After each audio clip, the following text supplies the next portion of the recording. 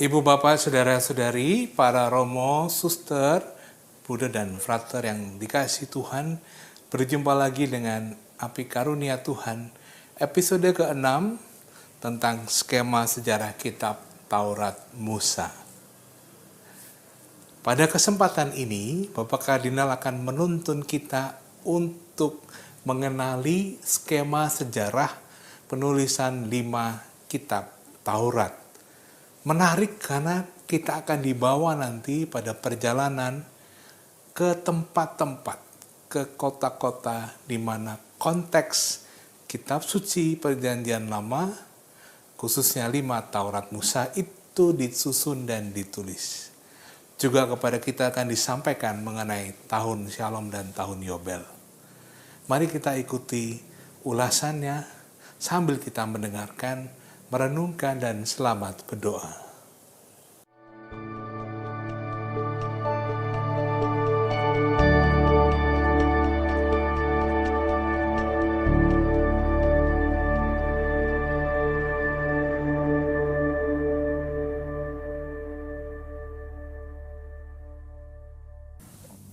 Saudari-saudaraku yang terkasih, kita sedang berbicara mengenai pengantar untuk Perjanjian Lama. Karena kita yakin bahwa untuk memahami tulisan-tulisan Perjanjian Lama, sejarah itu penting. Artinya sejarah umat Allah Perjanjian Lama itu penting. Maka kita perlu menelusuri seperti apapun tidak mudahnya sejarah itu. Tidak di dalam detail-detail, tetapi sekurang-kurangnya nanti ada cakrawala, ada gambaran umum. Yang sudah kita bicarakan dan selesai adalah tahap pertama, yaitu tahap bapa-bapa bangsa dari panggilan Abraham sampai dengan ketika anak-anak Yakub, Israel, berada di Mesir. Itulah isi seluruh kitab Kejadian. Kita juga sudah mulai dengan periode yang berikutnya, yaitu periode Mesir, Keluaran, sampai dengan Gunung Sinai. Kalau pada bab pertama, kita menjelajah dengan sangat singkat, 200 tahun dari tahun 1800 sampai 1600 sebelum Masehi. Pada bagian kedua, mulai dari Mesir sampai Sinai, periodenya adalah sekitar 1275 sampai dengan 1225 sebelum Masehi. Jadi antara mereka tinggal di Mesir sampai dengan mereka keluar dari Mesir, terdapat bentangan sekitar 400 tahun. Waktu yang panjang. Kita sudah mulai dengan bagian yang kedua, periode Mesir, Keluaran, dan Sinai. Saya ulang sebentar hal-hal yang saya anggap paling penting. Saya tidak bosan mengulang-ulang, karena menurut pengalaman saya sendiri ketika belajar kitab suci, ini barang yang tidak mudah. Oleh karena itu kalau sekarang saya mengulang-ulang, moga-moga harapannya saudari-saudara sekalian mendapat gambaran yang semakin jelas. Sejarahnya kita semua sudah singgung. Kenapa orang-orang Israel bisa keluar dari Mesir? Dari segi sejarah mudah dijelaskan, karena pada periode tertentu para penguasa Mesir itu lemah, Firaunnya lemah. Itu data sejarah. Tetapi di dalam kitab suci, sebagaimana kita baca di dalam kitab Keluaran, peristiwa sejarah itu ditafsirkan sebagai karya penyelenggaraan Allah. Dalam rangka apa? Di dalam rangka memenuhi janji yang diucapkan Allah kepada Abraham. Janji yang pertama sudah terpenuhi, anak-anak Abraham, keturunan Abraham sudah jumlahnya sangat banyak. Yang belum terpenuhi adalah tanah air. Sebetulnya Abraham sudah masuk tanah Kanaan, sudah.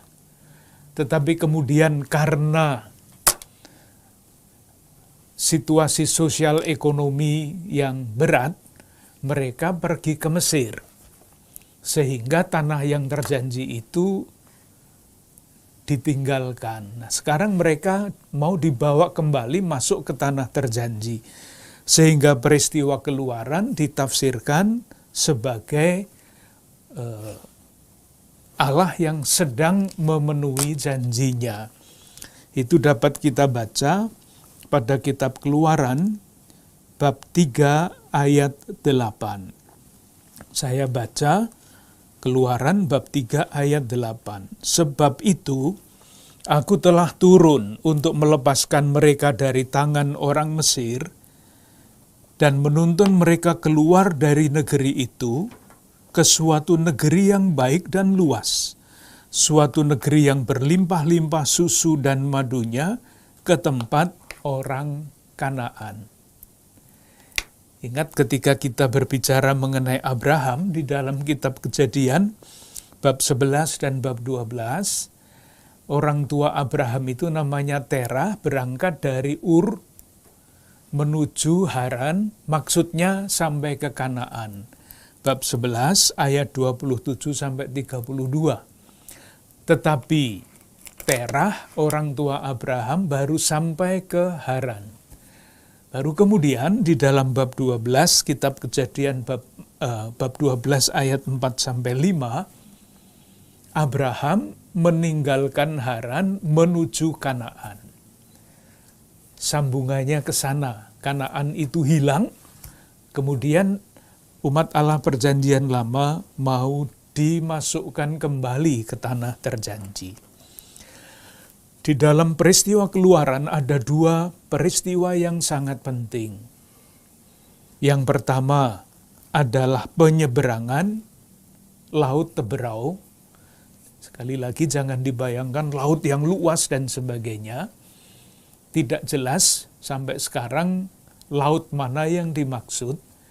Tetapi ada yang mencoba menjelaskan bahwa sebetulnya masalahnya bukan laut yang seluas-luasnya, tetapi memang penyeberangan yang karena situasi alam menjadi kurang lebih kering, becek lah. Sehingga umat Allah bisa menyeberangi daerah itu. Itu peristiwa sejarah. Tetapi kemudian di dalam kitab Keluaran ini, peristiwa sejarah itu ditafsirkan sebagai karya Allah. Teks yang kita kutip adalah bab 14 ayat 4. Karena ini penting, saya ulang, saya tunjukkan 3 teks yang berkaitan dengan ini.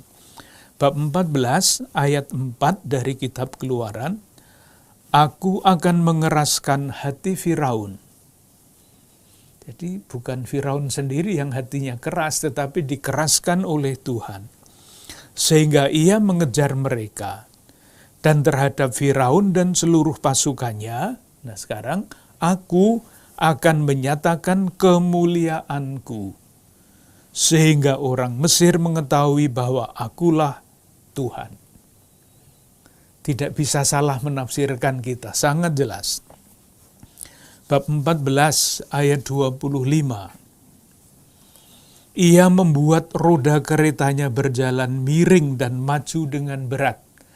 Nah, kereta yang miring maju dengan berat karena masuk di dalam lumpur. Tetapi kemudian, sehingga orang Mesir berkata, marilah kita lari meninggalkan orang Israel, sebab Tuhanlah yang berperang untuk mereka melawan Mesir. Sangat jelas. Bab 14 ayat 31. Ketika dilihat oleh orang Israel betapa besarnya perbuatan yang dilakukan Tuhan terhadap orang Mesir, maka takutlah bangsa itu kepada Tuhan dan mereka percaya kepada Tuhan dan kepada Musa hambanya. Itu hal penting yang pertama, Keluaran penyeberangan Laut Teberau. Intinya adalah pengalaman diselamatkan oleh Allah, oleh Tuhan, yang sedang melaksanakan janjinya kepada Abraham. Jadi tidak bisa dilepas dari janji Allah kepada Abraham itu. Nah, pengalaman akan Allah yang sangat menentukan di dalam sejarah umat Allah Perjanjian Lama dan menjadi kunci dari peristiwa Keluaran itu ada dua. Yang pertama, di panggilan Musa, kisah panggilan Musa. Ada dua ayat kunci di dalam peristiwa itu. Kalau dilihat ayat kuncinya, lalu mungkin lebih mudah untuk memahami peristiwa yang namanya pengalaman akan Allah itu. Yang pertama mengenai Musa, panggilan Musa, teks kunci pertama adalah Keluaran bab 3 ayat 6. Pada ayat itu Allah memperkenalkan diri sebagai Allah Abraham, Allah Ishak, dan Allah Yakub. Lagi ia berfirman, "Akulah Allah ayahmu, Allah Abraham, Allah Ishak, dan Allah Yakub." Itu yang pertama. Kunci yang kedua adalah bab 3 ayat 14. Ketika Allah Abraham, Allah Ishak, Allah Yakub itu memberikan namanya. Ayat 14, firman Allah kepada Musa, "Aku adalah Aku." Lagi firman-Nya, "Beginilah kau katakan kepada orang Israel itu, Akulah Aku, telah mengutus Aku kepadamu." Nah, di dalam teks kita, yang namanya Aku adalah Aku itu adalah Yahweh. Dan di dalam teks kita, kata itu diterjemahkan dengan Tuhan. Tuhan yang menentukan karya penyelamatan. Membebaskan umat Allah dari perbudakan Mesir. Di antara dua teks itu, ayat 6 dan ayat 14, kita baca dinamika proses panggilan Musa dari yang pertama sampai akhirnya dia rela untuk diutus. Kata kuncinya sekali lagi, pengalaman akan Allah. Kalau dilihat dari Allah, perwahyuan diri Allah. Dari Allah Abraham, Allah nenek moyang, menjadi Yahweh, Allah Exodus, Allah yang membebaskan umat Allah Perjanjian Lama. Sesudah 3 bulan, umat Allah berada di perjalanan, bab 19 kitab Keluaran, ini bagian kunci yang kedua, mereka sampai ke Gunung Sinai. Saya baca lagi bab 19 ayat 1, pada bulan ketiga setelah orang Israel keluar dari tanah Mesir, mereka tiba di padang gurun Sinai pada hari itu juga. Sinai. Lalu kita semua tahu, Musa dipanggil Tuhan,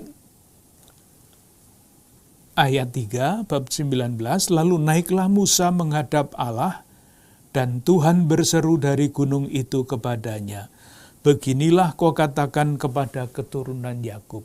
Muncullah yang sekarang mudahnya kita sebut 10 perintah Allah, Dekaloh Musa, pada bab 20 kitab Keluaran. Dulu kita mengatakan,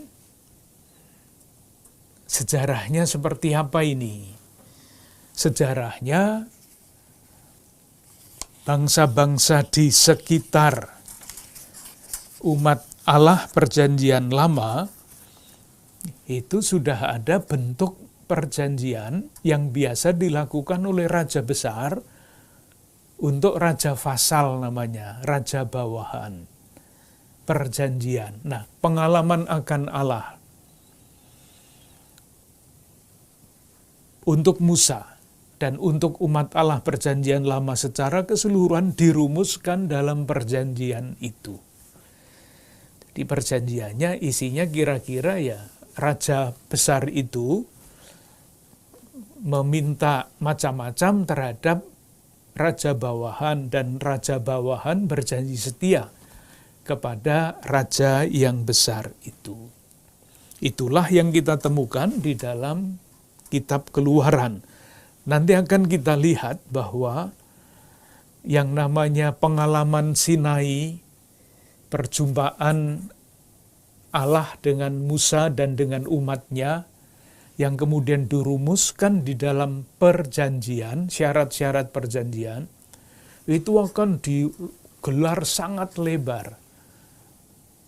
Untuk memberikan sedikit catatan, seluruh kitab imamat itu isinya adalah amplifikasi atau pelebar luasan dari perintah-perintah ini. Seluruh kitab imamat. Dan nanti kitab Keluaran juga sama.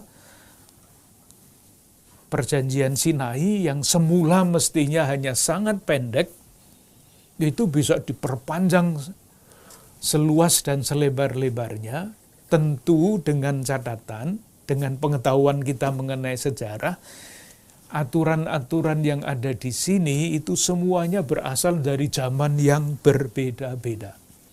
Hanya ditempatkan di dalam konteks perjanjian Sinai. Tapi asalnya dari tempat yang berbeda-beda. Kita sampai di situ dalam percakapan kita yang terakhir. Sekarang kita lanjutkan. Perkembangan kitab suci pada periode ini seperti apa? Pasti belum ada yang tertulis seperti sekarang ini. Ketika Musa di Sinai belum ada tulisan-tulisan macam-macam seperti ini. Berasal dari zaman yang jauh sesudahnya. Tetapi kita bisa berbicara mengenai perkembangan kitab suci pada periode ini. Mudah dikatakan, belum ada bagian yang tertulis. Belum ada. Yang ada adalah tradisi lisan, turun-temurun. Mengenai apa? Pasti kisah mengenai bapa bangsa semakin berwarna-warni, karena semakin panjang periodenya, cerita itu kan bisa ditambah macam-macam. Sama dengan tradisi lisan mengenai bapa bangsa.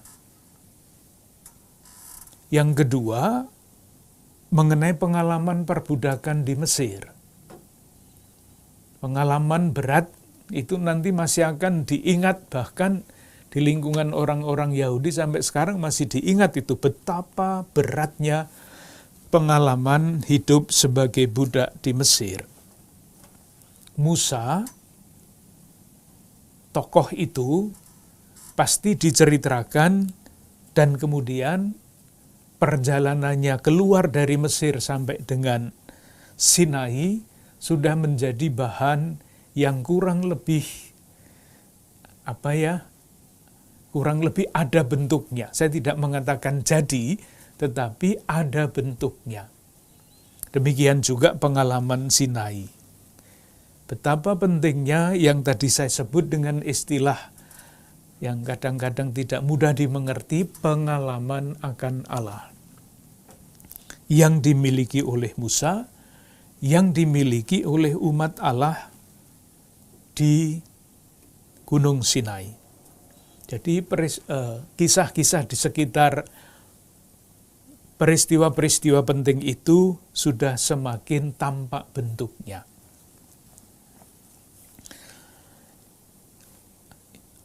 Berikutnya, kira-kira yang paling menonjol di dalam berbagai macam cerita lisan itu apa? Kira-kira bisa dibayangkan seperti apa? Kita ingat, sebelum umat Allah perjanjian lama keluar dari tanah Mesir, mereka merayakan Paskah. Dan Paskah itu dirayakan setiap tahun. Oleh karena itu bisa dibayangkan, mudah sekali dibayangkan, bahwa kisah mengenai keluaran umat Allah Perjanjian Lama dari Mesir dalam waktu yang singkat menjadi inti dari tradisi yang diwariskan turun-temurun itu. Silahkan nanti membaca sendiri kitab Keluaran bab 15. Ini kan nyanyian, dan nyanyian itu judulnya seperti itu, nyanyian Musa dan Israel.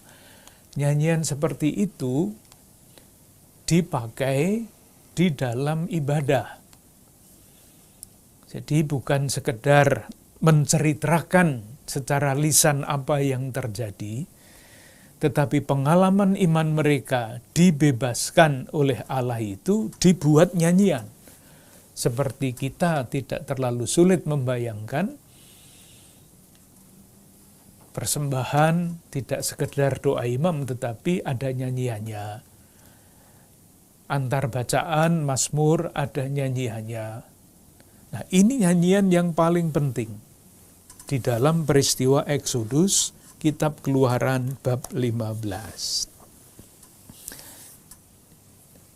Yang berikutnya yaitu naskah perjanjian yang berkembang. Naskah perjanjian yang paling dasar dapat kita temukan rumusannya rumusannya. Dapat kita temukan pada bab 12, bab 20, ayat 13 dan selanjutnya. Rumusannya hanya begitu itu. Sederhana, tidak panjang, tidak lebar. Jadi rumusannya adalah jangan plus kata kerja. Jadi bab 20 ayat 13 sampai dengan 17 itu bisa kita anggap sebagai rumus hukum yang paling awal. Jangan ini, jangan itu. Sementara yang lain-lain yang sudah dengan penjelasan panjang itu adalah perkembangan sejak semula.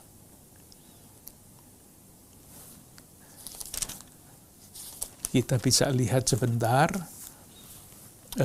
bab 25 kitab Keluaran ayat 10 sampai 16. Tabut perjanjian. Jadi salah satu yang diperintahkan kepada Musa adalah membuat tabut perjanjian. Haruslah mereka membuat tabut dari kayu penaga dan selanjutnya. Untuk apa? Untuk menyimpan loh batu, di mana perjanjian itu ditulis. Sekali lagi, jangan dibayangkan, boleh juga sih membayangkan, tetapi gimana ya? Seolah-olah dua loh batu itu turun dari langit.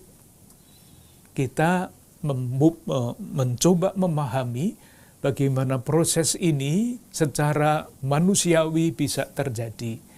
Pada tahap yang paling awal, dibuatlah perjanjian yang sangat sederhana, dan karena perjanjian itu kudus, maka disimpan di tempat kudus yang namanya tabut perjanjian itu, dan baru kemudian yang sederhana-sederhana ini dikembangkan sejalan dengan perkembangan sejarah umat Allah Perjanjian Lama.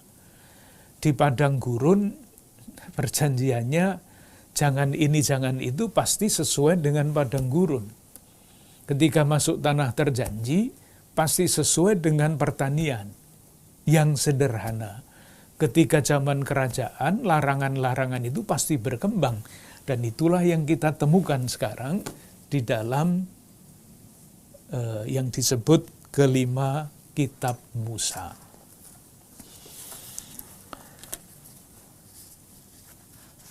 lanjutnya. Saya merasa perlu untuk sekedar mengulang kembali skema sejarah, karena ini nanti penting dan juga untuk memahami apa yang tertulis di dalam kelima kitab Musa itu. Saya tidak tahu kalau saudara-saudara pernah mencoba membaca kitab Imamat, kalau betah dari awal sampai akhir itu mesti diacungi jempol. Karena sama sekali tidak menarik, berisi aturan macam-macam dari zaman lampau. Oleh karena itu saya merasa perlu untuk memberikan skema sejarah umat Allah Perjanjian Lama yang sekarang ini kita temukan di dalam kitab Kejadian, kitab Keluaran, kitab Imamat, kitab Bilangan, dan kitab Ulangan. Kelima kitab Musa.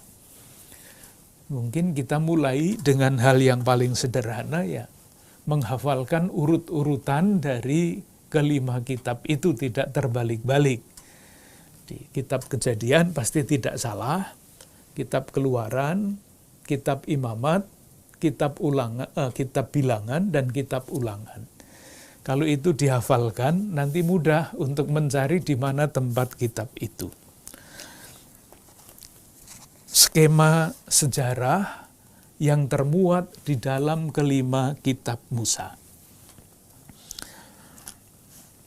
Kitab Kejadian kita semua sudah tahu, ada 3 kota, ada 3 tempat yang penting. Yang pertama adalah Ur Kasdim, tempat Terah dan anak-anaknya tinggal, menuju ke Haran, sebelah utara Mesopotamia bagian utara. Terah berhenti di situ. Kemudian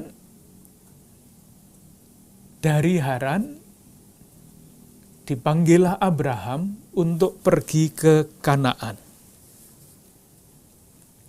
Abraham sampai di situ, sampai Kanaan. Kemudian sejarah selanjutnya adalah Abraham, Ishak, Yakub, dan anak-anaknya yang berlabuh di Mesir. Itu kitab Kejadian. Jadi kalau kerangka sejarah itu dipegang, lalu kita bisa membayangkan nanti kalau membaca sejarah itu, kerangkanya seperti itu. Ur Kasdim, Haran, Kanaan, Mesir. Ada kota-kota lain di antaranya, tetapi kalau disebutkan nanti malah tidak jelas kerangkanya. Kitab Keluaran. Nah, ini mulai tidak mudah.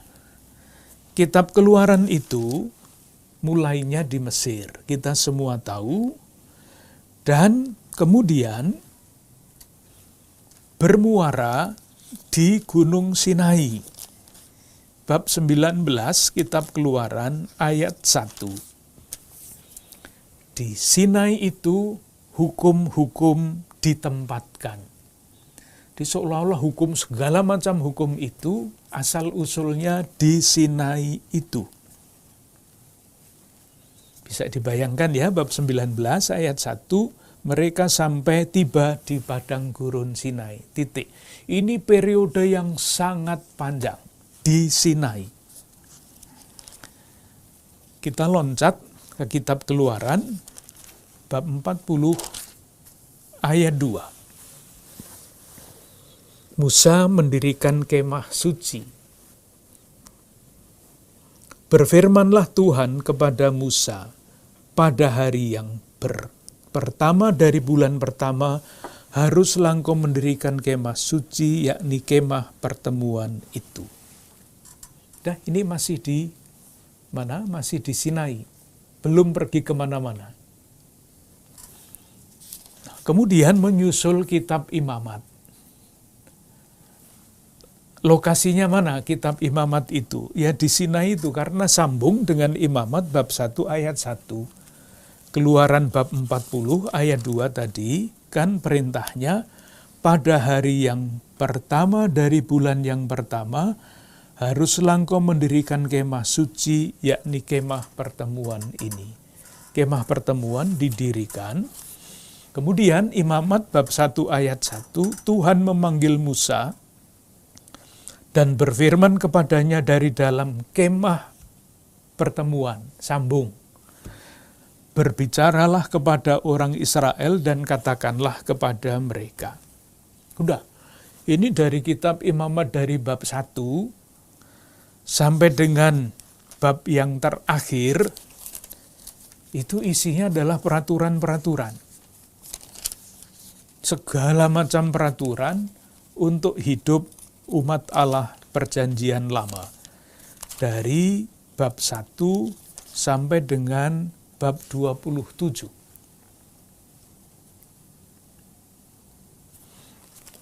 Kita baca Imamat bab 27 ayat 34 ya. Ini ayat terakhir dari kitab Imamat. Kata-katanya begini, itulah perintah-perintah yang diperintahkan Tuhan kepada Musa di Gunung Sinai untuk disampaikan kepada orang Israel. Jadi kalau kita mulai dari kitab Keluaran bab 19 ayat 1, tiba di Sinai, Musa bicara tentang peraturan-peraturan. Diteruskan dengan kitab Imamat sampai dengan bab 27 ayat 34. Ada ringkasan di situ. Itulah perintah-perintah yang diperintahkan Tuhan kepada Musa di Gunung Sinai. Kitab Imamat selesai. Jadi ya nanti silahkan membaca tulisan itu, lalu mencoba menemukan apakah ada yang relevan. Ini aturan-aturan dari zaman dahulu. Tapi nanti akan kita lihat apakah ada yang dapat kita warisi sebagai warisan yang abadi. Sesudah kitab Imamat ada kitab Bilangan. Namanya saja Bilangan. Jadi pasti banyak angka, banyak silsilah di situ. Masih melanjutkan hukum di Sinai, bab 1 ayat 7. Maaf, bab 1 ayat 1 kitab Bilangan. Tuhan berfirman kepada Musa di padang gurun Sinai. Sama kan yang tadi, kitab Imamat dimulai dengan berfirman di padang gurun Sinai dalam kemah pertemuan. Sama. Maka peraturan-peraturan itu diteruskan. Sampai dengan, jadi misalnya bab 5 kitab Bilangan, peraturan mengenai orang-orang yang najis. Banyak aturan-aturannya. Tetapi di dalam kitab Bilangan ini sejarah dilanjutkan. Tadi kan berhenti di Sinai. Dari Ramses menyeberang Laut Tebero, berhenti di Sinai. Panjang di Sinai, kitab Imamat dan kitab Bilangan sampai dengan bab 10. Kitab Bilangan bab 11, jadi nanti kalau mau membaca sejarah, kitab Imamat itu dilewati seluruhnya, kitab Bilangan dilewati sampai bab 10. Karena semuanya berisi peraturan. Nah, sejarah lanjutan berangkat dari Gunung Sinai itu mulai pada bab 10 ayat 11 dari kitab Bilangan. Kita baca, moga-moga jelas yang saya maksudkan. Itulah kerangka sejarah dari Mesir ke Sinai. Panjang. Mulai sejarah lagi pada kitab Bilangan bab 10 ayat 11. Saya baca. Pada tahun yang kedua, pada bulan yang kedua, pada tanggal 20 bulan itu, naiklah awan itu dari atas kemah suci tempat hukum Allah.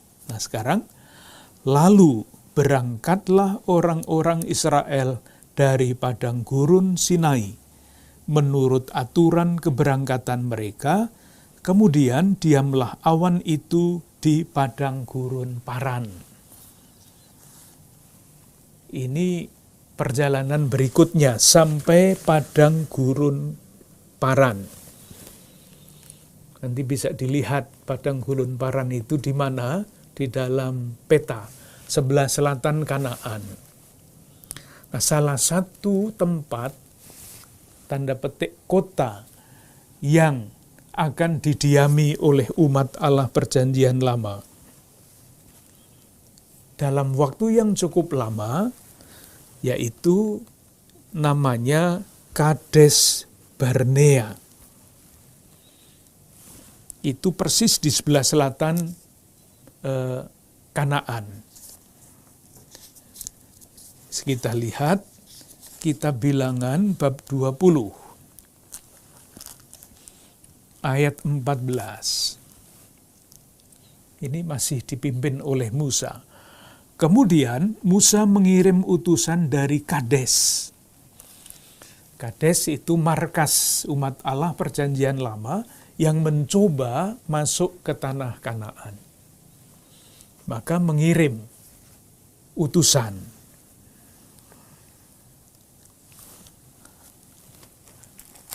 Utusannya diterima apa enggak?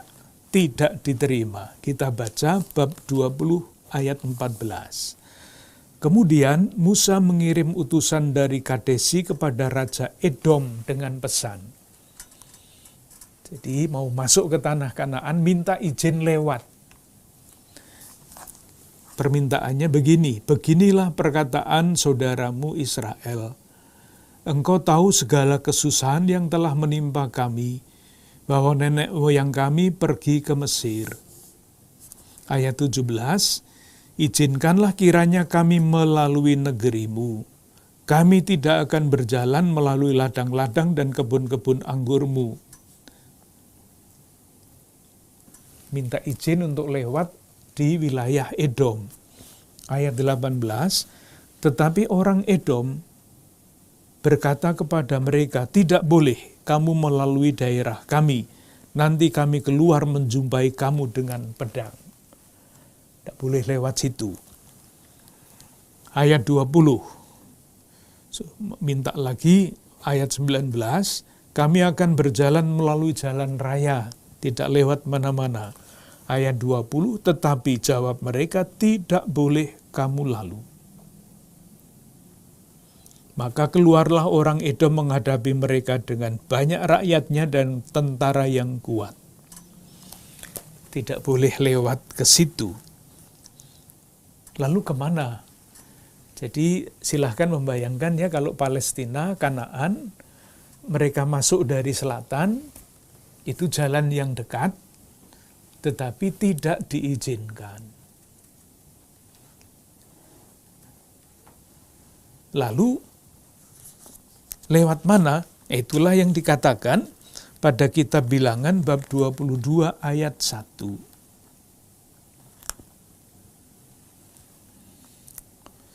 Kemudian berangkatlah orang Israel dan berkemah di dataran Moab, di daerah seberang sungai Yordan, dekat Yeriko.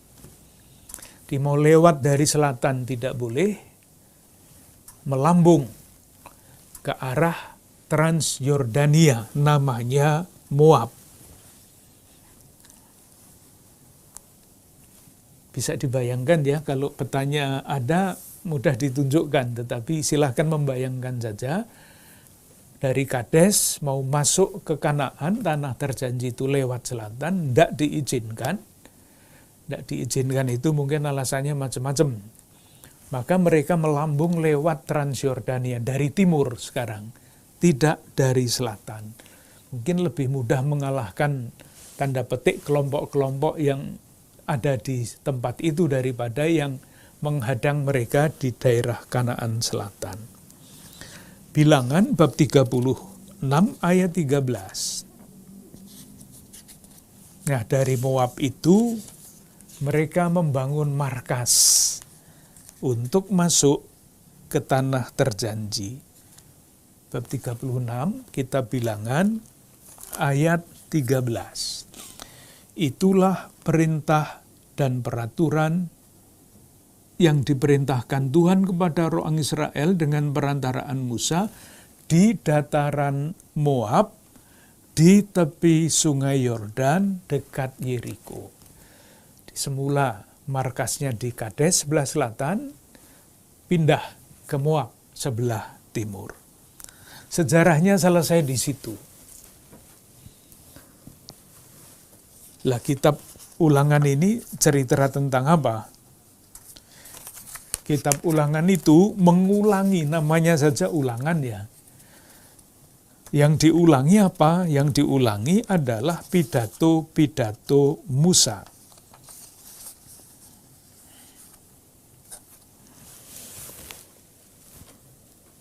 Bisa diambil begini. Diambil judulnya saja ya, Kitab Ulangan. Inilah perkataan-perkataan yang diucapkan Musa kepada seluruh orang Israel di seberang sungai Yordan di padang gurun.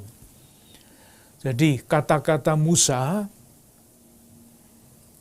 diulang lagi di dalam 3 tahap di dalam kitab Ulangan ini. Mengapa diulangi lagi? Yang mengulangi pasti bukan orang yang sama. Nanti akan kita lihat kalau kita melihat sejarah perkembangan kitab suci, ada kelompok-kelompok yang mempunyai pandangan yang berbeda-beda mengenai peristiwa-peristiwa masa lampau dan mengenai tokoh-tokoh yang muncul di dalam sejarah itu. Ambil saja contoh begini. Aliran-aliran ya, yang di dalam teologi itu jelas. Sering dikatakan aliran Roma itu berbeda dibandingkan dengan aliran teologi Jerman, aliran teologi Prancis, dan sebagainya. Nyanyian, aliran puji syukur itu berbeda dengan aliran madah bakti. Teksnya sama, lagunya sama, kata-katanya diubah.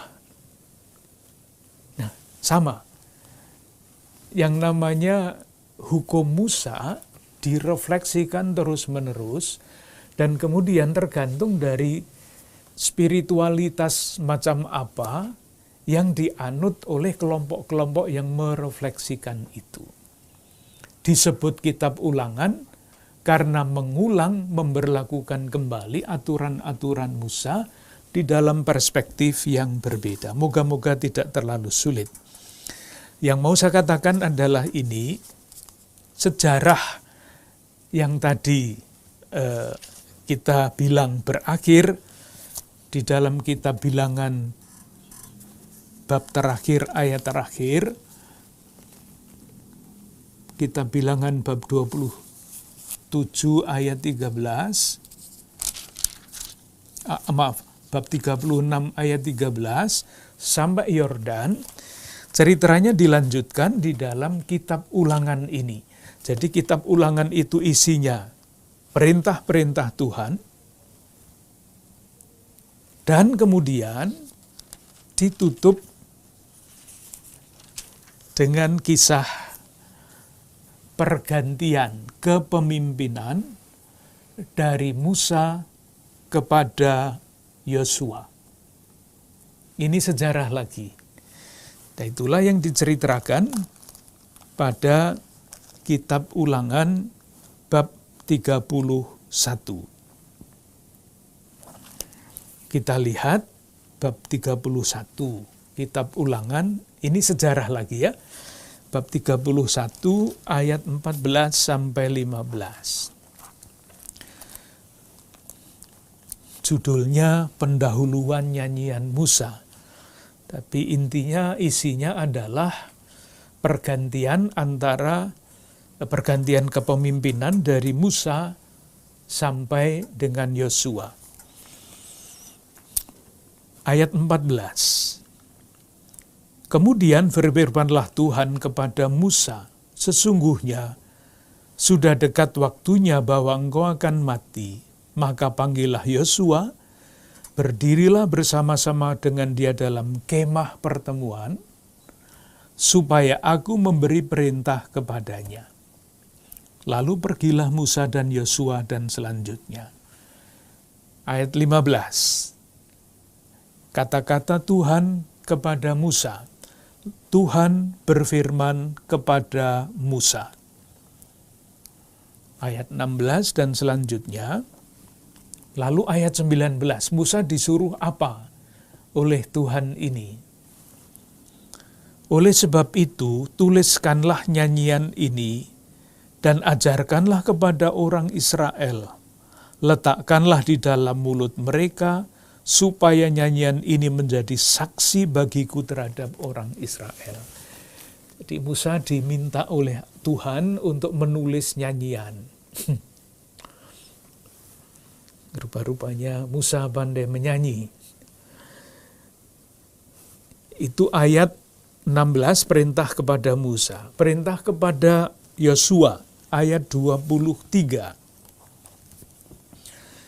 Kepada Yosua bin Nun diberinya perintah, firman-Nya, kuatkan dan teguhkanlah hatimu, sebab engkau akan membawa orang Israel ke negeri yang kujanjikan dengan sumpah kepada mereka, dan aku akan menyertai engkau. Itu perintah kepada Yosua. Nah, sesudah berfirman kepada Musa dan Yosua, Musa menyanyi. Bab 32 nyanyiannya panjang sekali. Apa isinya? Nah, itulah yang harus kita perhatikan. Kenapa Musa disuruh menuliskan nyanyian? Inilah ringkasan sejarah keselamatan. Jadi kalau nyanyian ini Tuhan menyuruh Musa menulis nyanyian ini menjadi tanda petik warisan Musa. Kita lihat ya bahwa ini adalah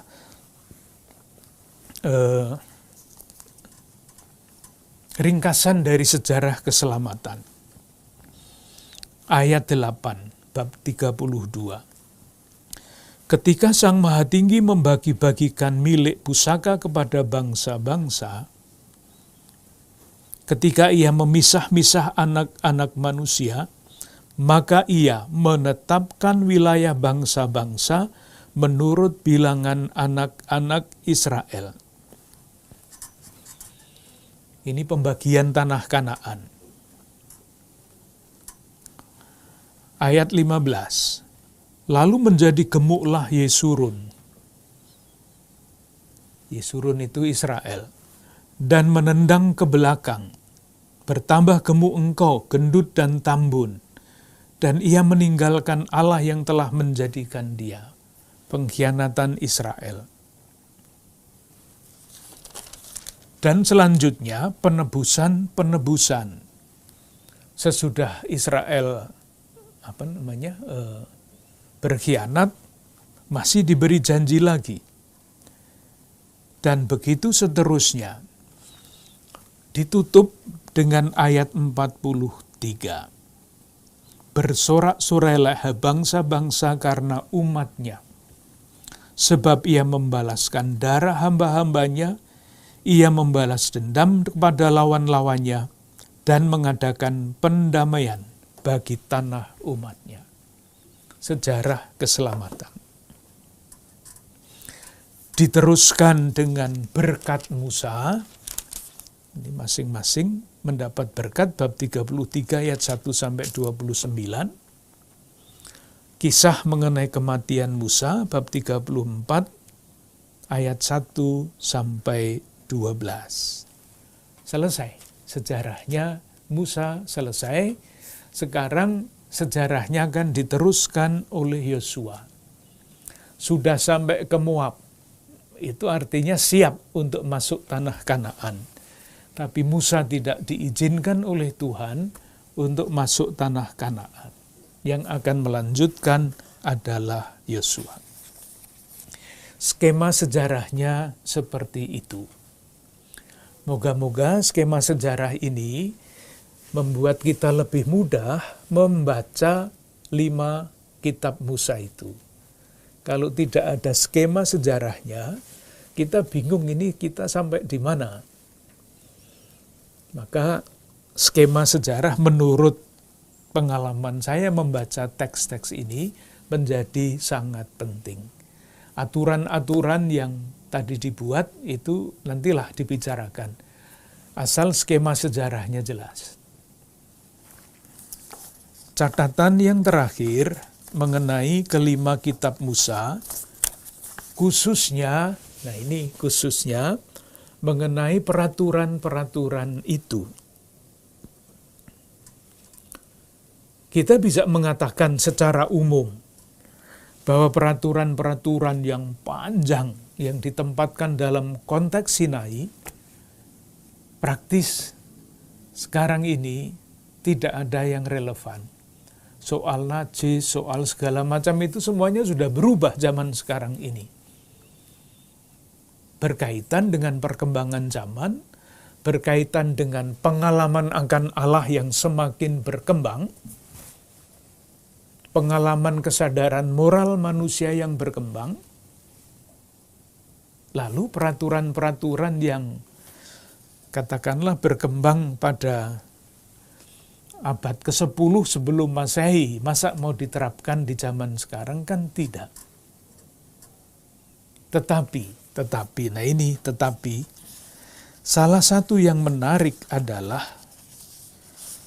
di antara hukum-hukum ibadah, peraturan-peraturan tentang imam dan sebagainya, ada peraturan yang terus masih menjadi referensi untuk ajaran sosial gereja sampai sekarang. Dan itu yang berkaitan dengan tata cara di dalam kehidupan bersama. Mungkin kalau saya omong begitu tidak jelas sama sekali ya. Tapi misalnya mengenai tahun rahmat. Yesus masih menurut Injil Lukas, Yesus masih menyebut-nyebut tahun rahmat Tuhan itu. Asal-usulnya dari mana itu? Silahkan lihat kitab Imamat, bab 25. Yang disebut tahun Sabat dan tahun Yobel. Jadi begini, kira-kira jalan pikirannya begini. Musa memberikan berbagai macam hukum, berbagai macam perintah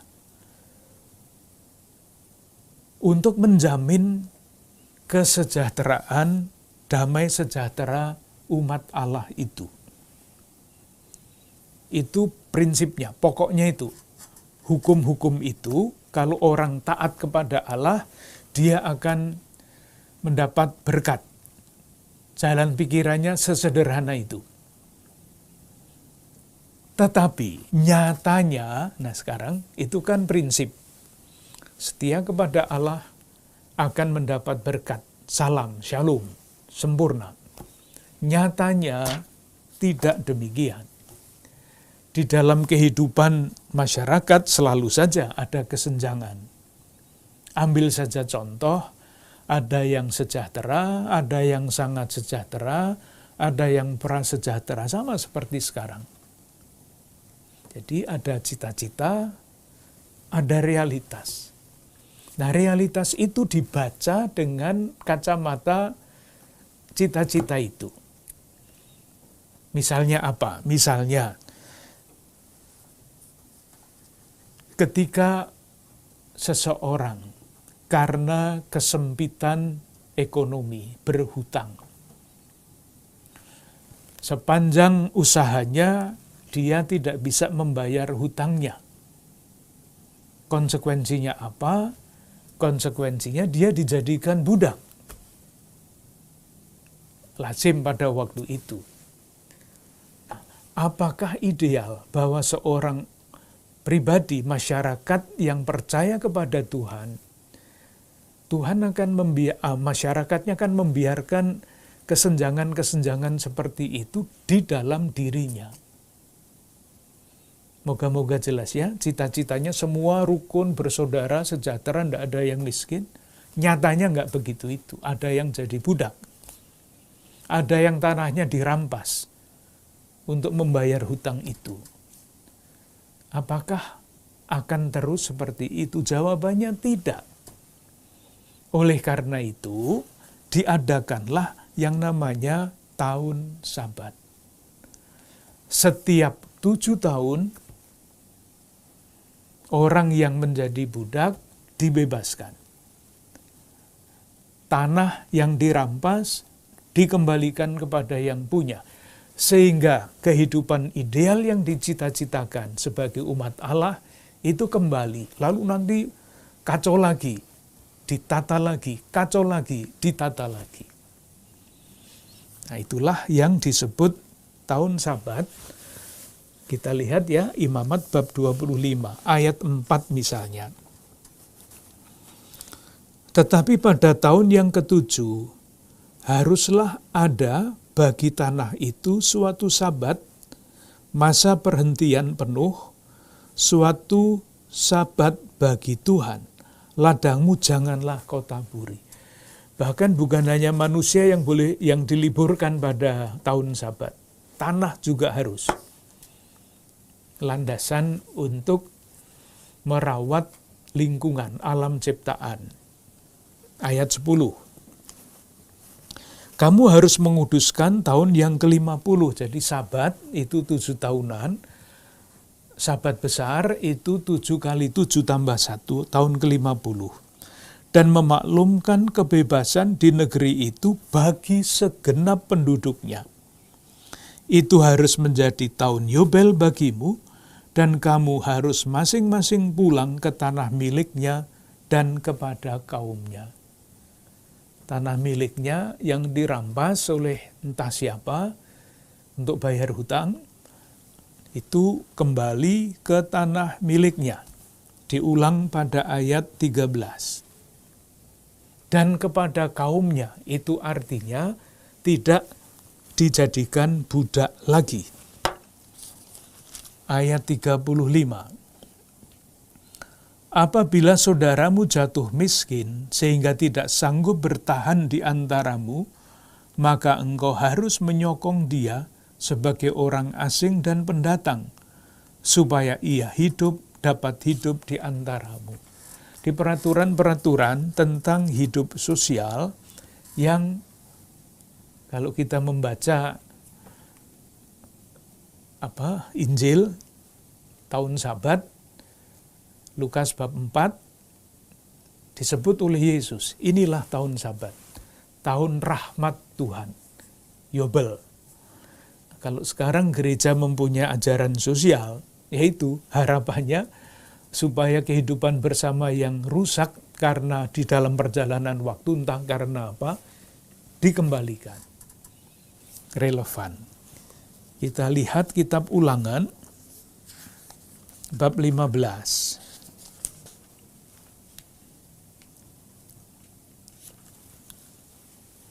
Bab 15 ayat 1 sampai 11 itu tahun penghapusan hutang.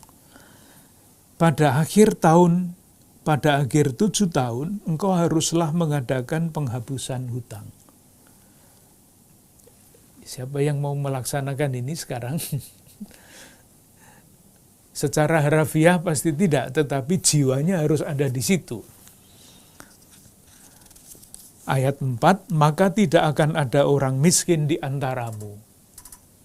Maka ada yang namanya memberi perhatian lebih kepada saudara-saudara kita yang kurang beruntung. Seperti dicita-citakan oleh jemaat Yerusalem yang pertama. Ayat 12, mengenai budak, memerdekakan budak Ibrani. Apabila seorang saudaramu menjual dirinya kepadamu, baik orang laki-laki Ibrani maupun seorang perempuan Ibrani, maka ia akan bekerja padamu 6 tahun lamanya. Tetapi pada tahun yang ke-7 engkau harus melepaskan dia sebagai orang merdeka. selain aturan-aturan tentang najis, tentang benda-benda ibadah dan sebagainya, ada yang paling jelas bagi saya adalah yang namanya tahun rahmat Tuhan yang dimaklumkan oleh Yesus sebagai tahun rahmat Tuhan oleh penginjil yang lain diwartakan sebagai kerajaan Allah, dan di dalam gereja sekarang diajarkan sebagai ajaran sosial gereja. Kita sampai di sini, kita lanjutkan pada percakapan yang akan datang. Makasih.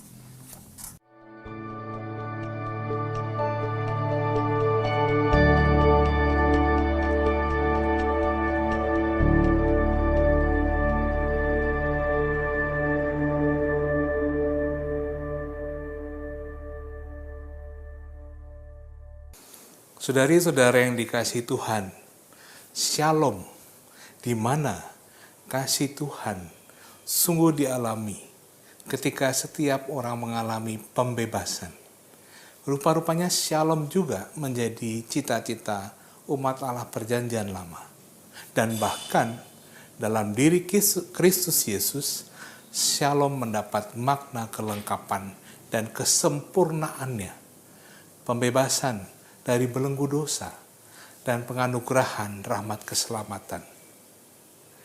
Ini adalah panggilan bagi kita semua pengikut Yesus juga untuk menghadirkan Shalom bagi diri kita, keluarga kita, komunitas, tempat pekerjaan dan pelayanan kita. Mari kita mohon rahmat Tuhan agar hidup kita boleh menjadi Shalom bagi sesama. Allah yang Maha Kasih mencurahkan perlindungan, rahmat kesehatan, dan juga damai sejahtera kepada Anda dan keluarga serta komunitas Anda. Karena berkat-Nya yang Maha Kudus turun berlimpah, dalam nama Bapa, Putra, dan Roh Kudus. Amin. Terima kasih, selamat malam.